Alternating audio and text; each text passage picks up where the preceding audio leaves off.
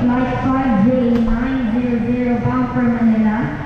This is not yet your boarding announcement. Once again, we are not yet boarding. Please remain seated.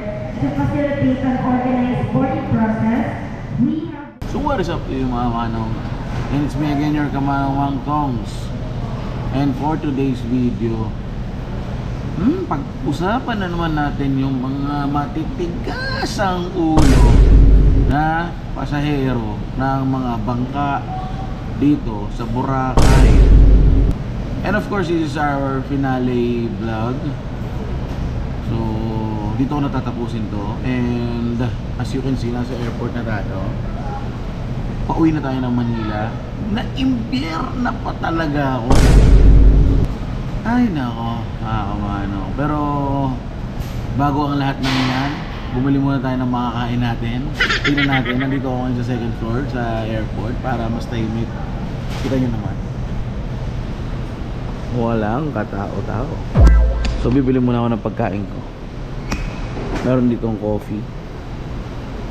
Meron ditong parang hot potato giant and TJ, tapos may treats doon.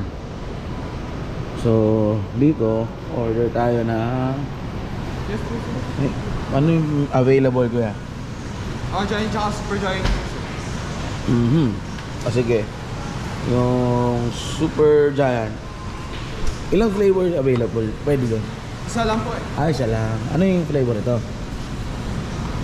Yes po, pili na kayo sir.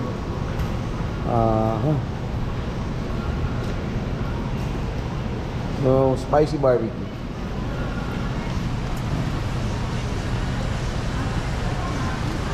$199 please. Okay, wait. Bumili lang ako ng pagkain dito sa airport. Di pa ako nagbe-breakfast tas magla-lunch na rin. Ang binili ko, hot-pots, potato corner. Tapos tender juicy hotdog. Wala namang ibang pagkain dito kundi yun gutom na tayo. Siyempre, damihan natin.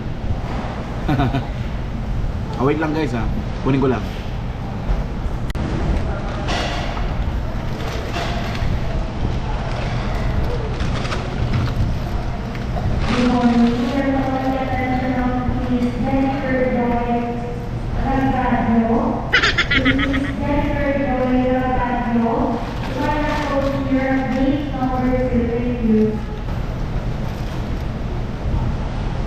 So yun na nga guys, kwentuhan natin yung mga makukulit na pasahero ng bangka. Either galing ng Katiklan papunta ng Boracay or Boracay papunta ng Katiklan. Ang kukulit ang titigas ng ulo, hindi pa nga nakakapark ng maayos yung bangka, tatayuan na, nag-uunahan na. As in, hindi pa naihahagis yung tali para mag-lock dun sa sa port. Nandun na sila agad sa entrance, sa exit nung bangka. Siyempre, maalon, sabihin natin maalon, mag-wobble yung bangka.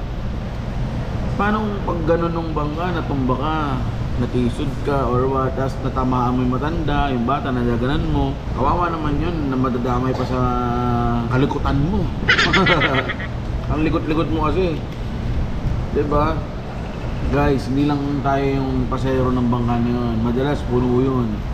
Okay lang siguro, tumayo ka kung walang pasahero, kung 5 lang kayo, 10 kayo, pero nasa 40, 50 tao yun Tapos tatayo ka ng hindi pa nagpapark ng maayos, maaksidente ka pa, nakadamay ka pa.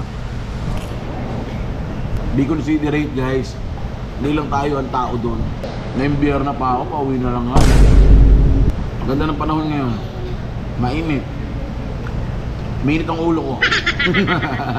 Mamadaling umuwi. Pagdating naman ng airport, delayed. Delayed yung flight namin. Dapat 9:50. O anong oras pa? Boarding 11:30. Boarding pa lang. Kakakaloko kayo So yun lang guys, maraming salamat sa panonood. At kung nagustuhan mo yung video na to, don't forget to like, share, and subscribe. At kung gusto mo pa rin ng mga ganitong klaseng videos, hit the notification bell para updated ka sa lahat ng mga bagong vlogs natin. And see you on my next vlog mga kamanong. And see you Boracay next year, next month, or next 2 months. I don't know. Pero see you soon Boracay. Let's go. Bye-bye!